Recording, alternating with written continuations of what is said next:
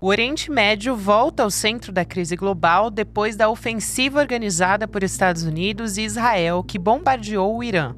Os ataques atingiram bases, centros de comando e prédios civis e mataram o líder supremo do Irã, o Ayatollah Ali Khamenei, de 86 anos, que comandava o país desde 1989.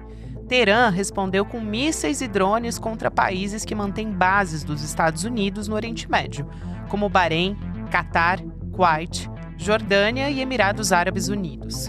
O conflito deixou de ser pontual e ganhou dimensão regional. A ONU convocou reuniões de emergência. Mercados reagiram com alta no petróleo e instabilidade financeira. A pergunta agora é até onde essa escalada pode ir e quais são as consequências políticas, militares e econômicas desse confronto, que, ao que parece, só está começando. Terça-feira, 3 de março de 2026.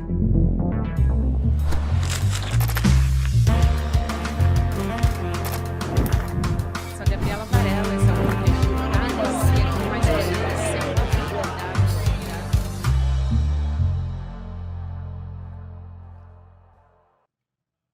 Olá, seja muito bem-vindo, seja muito bem-vinda. Eu sou a Gabriela Varela, está começando o videocast em Detalhes no ICL. Aqui de segunda a sexta-feira a gente analisa uma temática, uma notícia importante do momento. Hoje a minha convidada é a jornalista e escritora Adriana Carranca. Adri, é um prazer te receber mais uma vez, seja bem-vinda. É um prazer estar aqui com vocês. Adri, antes de falar da sucessão no Irã, tinha uma quarta rodada de mesa de negociações que estava marcada, estava prevista entre Estados Unidos e Irã para esse final de semana em Genebra. E aí, no meio dessas negociações, vieram os ataques, né, dos Estados Unidos, primeiro por meio de Israel, na verdade. Então, eu queria entender um pouco melhor o contexto de o que foi colocado na balança, porque Trump e Netanyahu precisavam dessa guerra de alguma maneira para disputar as eleições que estão se avizinhando nos dois países. Então, qual é a perspectiva da disputa de poder que está embutida aqui? Porque esse cálculo foi feito e eles analisaram que seria benéfico para os dois países, ainda que seja por meio do caos no Irã. É curioso, Gabi, que agora há pouco eu estava olhando um tweet que resgataram do próprio Trump acusando o ex-presidente Barack Obama de que ele iria fazer um ataque ao Irã, que nunca aconteceu, por questões eleitoreiras, porque se estava em ano eleitoral. Então, quer dizer, é um modo de pensar, me parece, do Trump, porque a gente não consegue, Gabi, ver nesse ataque nenhum outro motivo justificável, né? É um ataque ilegal diante das leis internacionais, né? É um ataque não provocado, é um ataque unilateral, não justificado com relação à ameaça iminente, porque só é possível atacar um país soberano quando você consegue provar, primeiro, reativamente, quando há um ataque contra o seu território, né, sob as leis internacionais, mas também preventivamente, desde que você consiga provar que existe a intenção desse ataque iminente, que aquele país tem a capacidade de fazer esse ataque e que não existe outra alternativa senão um ataque preventivo, porque os outros meios todos foram esgotados. E isso, nada disso é verdade, né? Donald Trump veio recentemente, alegou que os Estados Unidos tinham no ataque mais recente destruído completamente a capacidade de desenvolvimento, de enriquecimento de urânio do Irã. Então, ou ele estava mentindo lá, né, nessa declaração feita, ou ele mente agora, porque não existiria, né, mesmo, ainda que o Irã estivesse defendendo, que o Irã voltasse a desenvolver o seu programa nuclear, isso levaria anos ou décadas, se é que essas instalações foram realmente destruídas. não havia, mesmo, né, durante negociações, como você apontou, né, eles estavam na noite anterior reunidos, autoridades americanas e iranianas, na noite anterior ao ataque, estavam reunidas na Jordânia. Naquele dia, Donald Trump disse que as negociações tinham avançado, apesar dos percalços, e que eles iam continuar negociando. Então, seria muito difícil provar, né, sob a luz das leis internacionais, a necessidade desse ataque agora e que ela seja legal em meio a negociações justamente com relação ao programa nuclear. Adriana, eu também queria entender, né? Porque um Irã caótico parece que é melhor para os interesses de Israel do que um Irã sob o regime dos ayatolás, né? No caos, forças mais radicais. Eu estava vendo uma análise do Marcelo Lins a respeito desse assunto. Forças ainda mais radicais podem acabar tendo espaço e também setores do Irã podem começar a brigar entre si. Então, eu imagino que isso tenha sido levado em conta nessas estratégias para se levar até esse ataque. E olhando da perspectiva dos Estados Unidos, o Trump também achou que valia a pena pagar esse preço, né? Porque na campanha, se a gente olhar em retrospectiva, o Trump muitas vezes se colocou como um presidente da paz, criticava, como você lembrou aqui, o envolvimento dos Estados Unidos em outras guerras, principalmente em guerras que ele dizia que eram guerras distantes, né? Mas foi assumindo esse discurso, parece que foi algo gradativo, de que o Irã era uma ameaça crescente.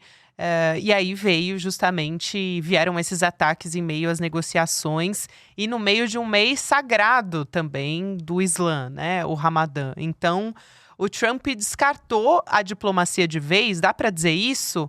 Ele está optando cada vez mais por uma solução de força ou ainda tem espaço, em algum momento o jogo ainda pode virar e as negociações de paz podem voltar a ser retomadas eventualmente? A questão, o problema com o presidente Donald Trump é que tudo é muito incerto. E também as repetidas mentiras que esse governo já contou publicamente, inclusive no último discurso do Estado da União, mentiras comprovadas, mentiras repetidas, nos deixa numa situação de profunda incerteza, porque a gente nunca sabe quando o presidente diz a verdade, quando ele está mentindo, né, e a gente não sabe o que vem depois. Como você disse, ele fez da retirada das tropas americanas de guerras a sua campanha, uma das suas principais bandeiras da sua campanha. E agora ele fez um ataque na Venezuela, ele fez um ataque no Irã, ele já fez bombardeios na Síria, no Iraque, no Iêmen. Enfim, ele está longe de ser o presidente pacífico que ele projetou durante a campanha. Isso é uma coisa. A segunda coisa, com relação, você me perguntou da questão do regime, né? Eu não acredito, quando a gente fala em grupos ainda mais radicais, o regime iraniano já era suficientemente radical, conservador, usava a religião como forma de controle e de opressão da população.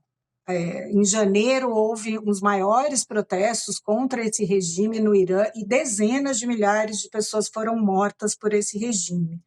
Matar o líder supremo não significa derrubar o regime, ao contrário de outros países. Então, tem algumas diferenças, Gabi, do Irã com outros países. Então, se você comparar, por exemplo, com o Iraque, não existe uma guerra, uma divisão sectária como existia no Iraque quando derrubaram Saddam Hussein e o Iraque caiu numa guerra civil. Eu não acredito que isso aconteceria no Irã.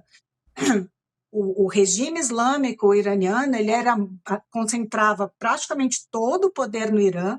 Não existe na população divisões étnicas, sectárias relevantes para uma guerra civil, e realmente o governo exercia esse controle, não só a parte religiosa, como a guarda revolucionária durante os quase 40 anos do regime do Ali Khamenei, ele foi o que mais investiu, ele transformou a Guarda Revolucionária do Irã em praticamente uma milícia particular.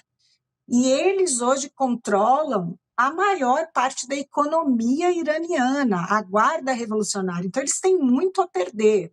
Então, eles não vão largar o osso tão facilmente.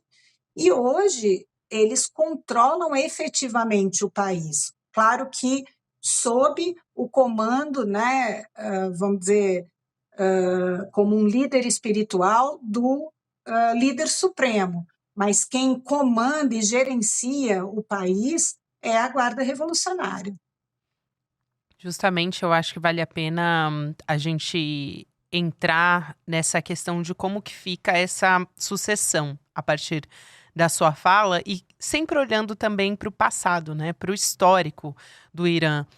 E no seu livro você trata justamente dessa complexidade da sociedade iraniana, sobre esse regime, e também agora falando sobre como, né, matar o Khamenei não quer dizer que é a queda do regime.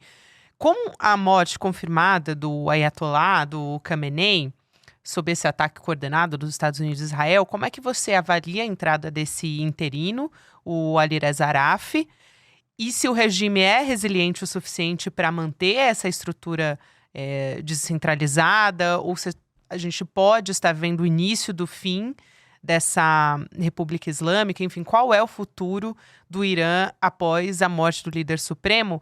E, por outro lado, eu queria que você analisasse esses pronunciamentos. O herdeiro da antiga monarquia tem se manifestado publicamente, né? Ele tem manifestado o desejo de coordenar, comandar uma transição. Então, diante dessa sua experiência, eu queria te ouvir sobre isso. Se existe algum tipo de anseio popular pelo retorno, por uma parcela da sociedade dessa dinastia Pahlavi? Não, a resposta é não, de jeito nenhum. Quem alega isso desconhece completamente a história do Irã. A gente teve, durante anos, a dinastia Pahlavi. Em 1954, os Estados Unidos e o Reino Unido ajudaram a depor, né, financiaram um golpe de Estado que depôs o Mohammad Mossadegh, que foi o primeiro-ministro eleito democraticamente pelos iranianos e manteve a dinastia do Shah Reza Pahlavi, porque o Mossadegh nacionalizou o petróleo, que na época era controlado, né, beneficiava as empresas do Reino Unido e as empresas dos Estados Unidos. Então, os iranianos, eles não são ingênuos, né? Embora muitos tenham ido às ruas para comemorar a queda dessa liderança, não é a queda do regime, ninguém acredita que o regime vai cair imediatamente. Então, é a queda dessa liderança que era realmente uma figura extremamente opressora, que governou, né, que liderou um regime absoluto durante quase 40 anos. Eu me espantaria muito se qualquer pessoa que comemorou a morte do Ayatollah Ali Khamenei, se elas me dissessem acreditar que ou os Estados Unidos ou Israel têm intenções de liberar da opressão a população iraniana. Ninguém no Irã acredita nisso, né? Os iranianos são extremamente politizados, eles acompanharam de perto as guerras e intervenções dos Estados Unidos em todo o Oriente Médio durante esse século, começando com o Afeganistão, depois Iraque, Síria, Líbia. Nenhuma das campanhas para substituição, para derrubada do poder, né, do regime no poder nesses países, e a substituição por um regime democrático deu certo. Os Estados Unidos devolveram o Afeganistão para as mãos do Talibã. No Iraque, na Líbia e na Síria, o caos continua. Os iranianos estão bem a par disso. O Irã faz fronteira tanto com o Afeganistão quanto com o Iraque. Eles acompanharam de perto essas guerras. O Irã foi o país que mais recebeu refugiados afegãos na sua fronteira, então teve um impacto direto no país, né? E os iranianos estão muito conscientes disso e também das intervenções passadas, como a que eu mencionei, dos Estados Unidos, por conta da nacionalização do petróleo, a derrubada do Mossadegh, que manteve no poder a dinastia Pahlavi, que era uma dinastia extremamente corrupta, alinhada aos Estados Unidos e que foi o motivo para a emergência do Ayatollah Khomeini e para a Revolução Islâmica. Até as pessoas mais progressistas, mais moderadas, a Shirin Ebadi, que é a primeira mulher a ganhar o Prêmio Nobel da Paz, uma iraniana, apoiou a Revolução Islâmica em favor do Khomeini, acreditando que eles instalariam uma democracia islâmica no país, e contra o regime do Pahlavi, porque era um regime extremamente corrupto, o Irã tinha uma desigualdade profunda econômica, né, e social, e a própria Shirin Ebadi, muitos dos reformistas hoje apoiaram a Revolução Islâmica e passaram a combater a Revolução Islâmica já nos primeiros dias, quando eles perceberam que os ayatolás não instaurariam no Irã a democracia islâmica que havia sido prometida. Então, a situação ela é complexa.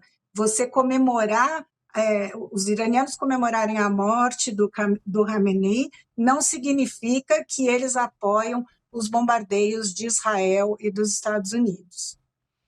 Muito bom, Adriana. Eu também quero aproveitar para falar dessa questão nuclear, né? Porque o Trump e o Netanyahu eles justificam essa ofensiva como necessária para destruir esse programa nuclear do Irã.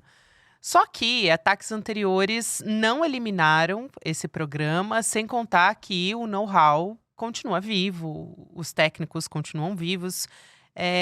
Me parece, e aí eu quero te ouvir, claro, a sua análise nesse sentido, que é uma justificativa que é quase uma cortina de fumaça, né? Porque o ministro das Relações Exteriores de Omã disse que o Irã tinha concordado em não ter estoques de urânio enriquecido antes do ataque nos Estados Unidos. Então, a ordem que isso aconteceu importa bastante para essa justificativa também. Eu não estou vendo muitas pessoas falando sobre isso. Essa é uma questão. E a outra, eu quero a sua percepção sobre o que esse programa nuclear simboliza para os iranianos, né? Uma espécie de autonomia em contraponto aos Estados Unidos também, a essa ofensiva estadunidense ao longo dos anos, né? Como é que isso se reflete na percepção dos iranianos?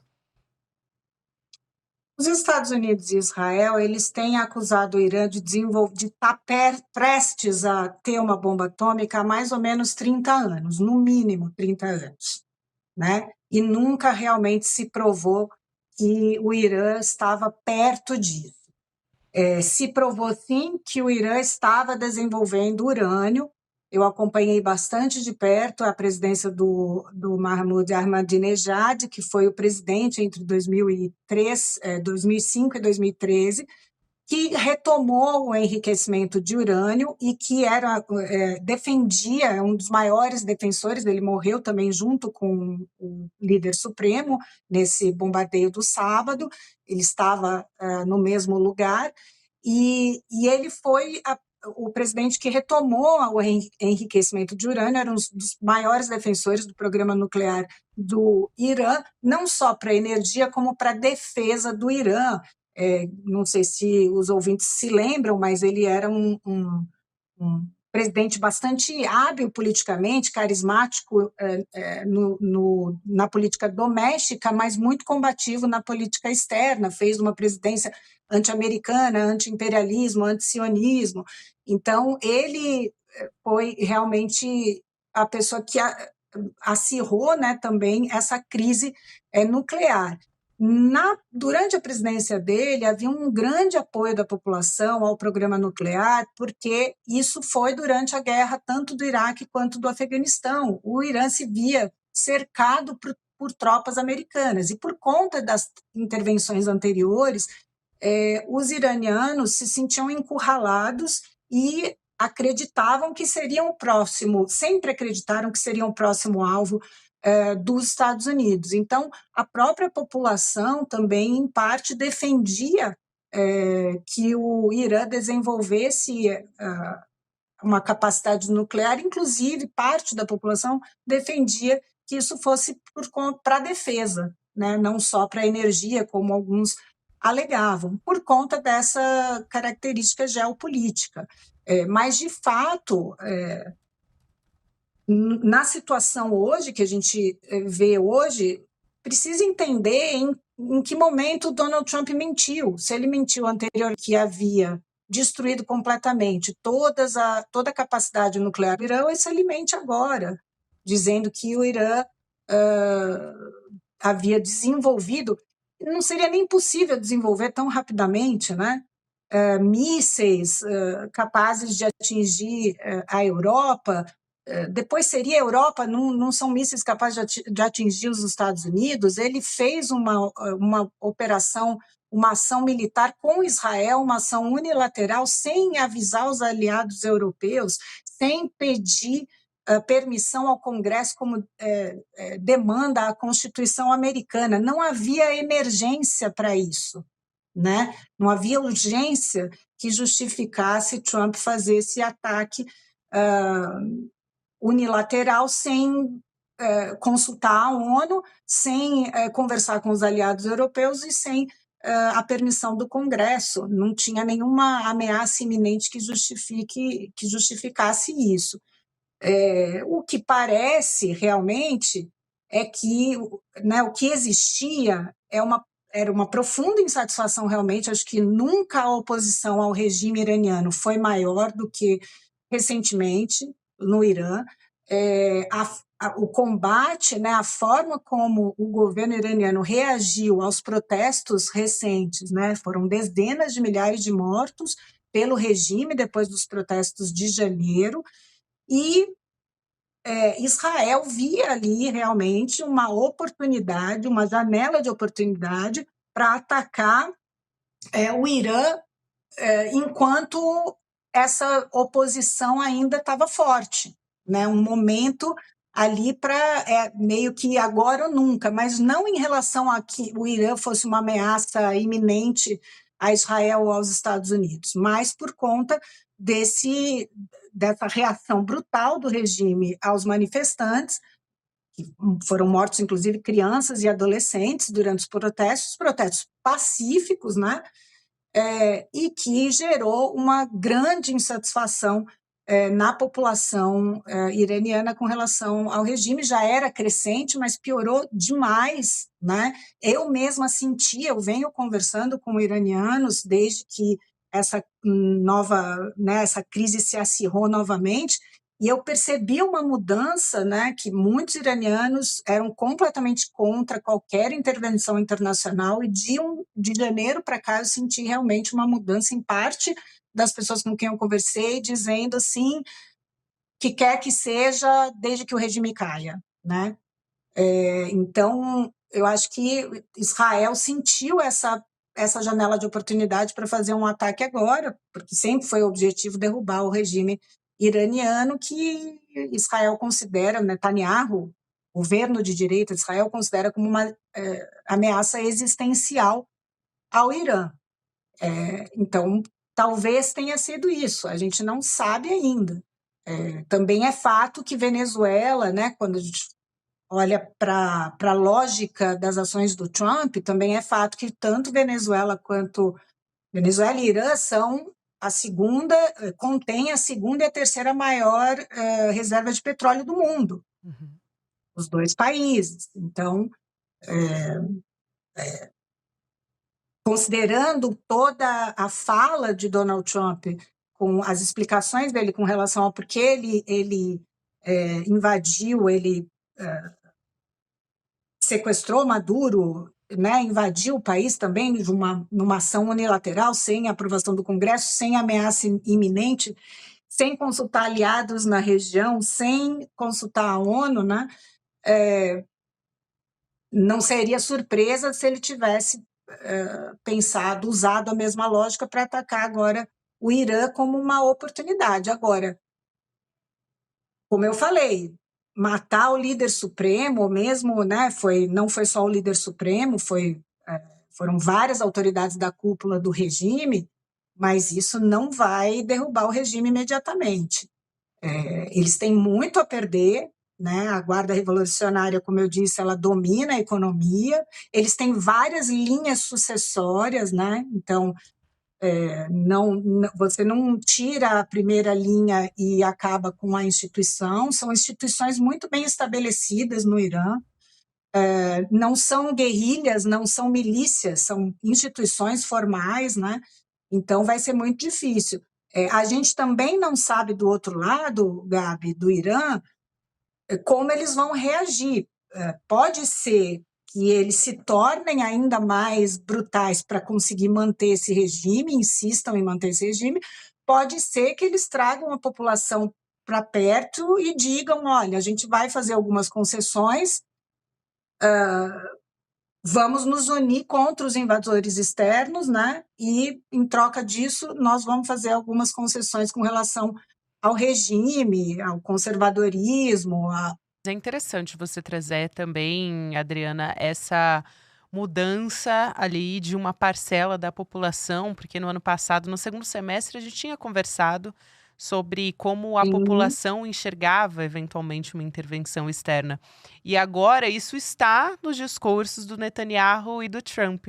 A ajuda chegou. Então, talvez justamente eles tenham captado essa mudança ou alguma sinalização de mudança, mas como você disse, não é para beneficiar os iranianos de forma alguma. Aliás, o Trump, ele proíbe que os iranianos entrem nos Estados Unidos, como refugiados, e centenas também de iranianos foram deportados durante o governo Donald Trump. Então, só para... venezuelanos também, se ele Claro, tivesse preocupado com a população, a primeira medida em seria receber absoluto. esses refugiados, obviamente. Com certeza. Adriana, quero muito agradecer sua presença aqui também por deixar essa história mais palatável para a gente conseguir digerir e enxergar diante desses primeiros dias depois desses ataques. Ainda tem muito, muito para acontecer. Muito obrigada. Muito obrigada, Gabi, pelo tempo aqui, por estar com vocês. Até a próxima, querida. Até a próxima oportunidade. E para você que me acompanha aqui no ICL, na semana passada a gente teve o nosso lançamento do Oráculo ICL, que é a nossa ferramenta de inteligência artificial, que é muito mais do que o lançamento de uma ferramenta de IA.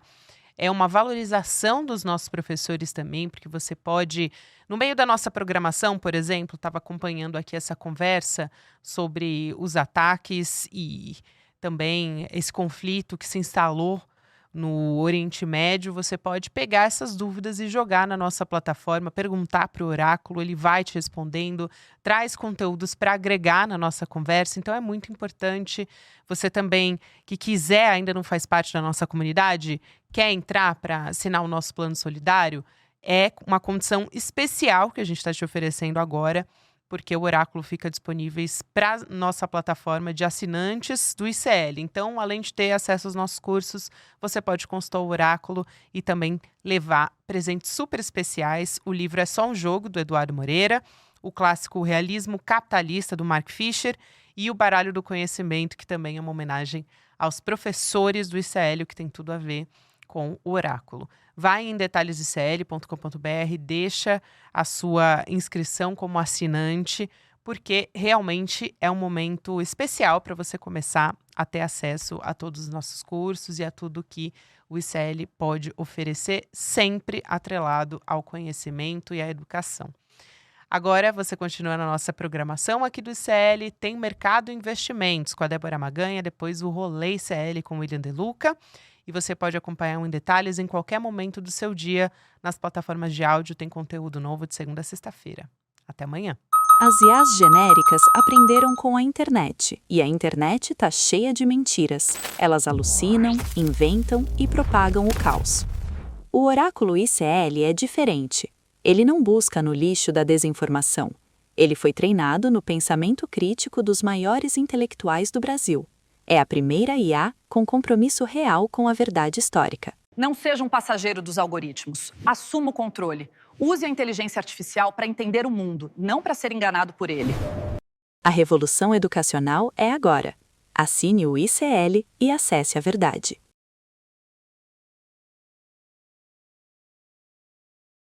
O ICL está em todo lugar, na palma da sua mão, na TV da sua casa e até nos seus ouvidos. Para ir além da manchete e mergulhar com apuração e contexto de verdade, acesse iclnoticias.com.br. Siga o ICL, compartilha e vem com a gente. Informação para quem pensa.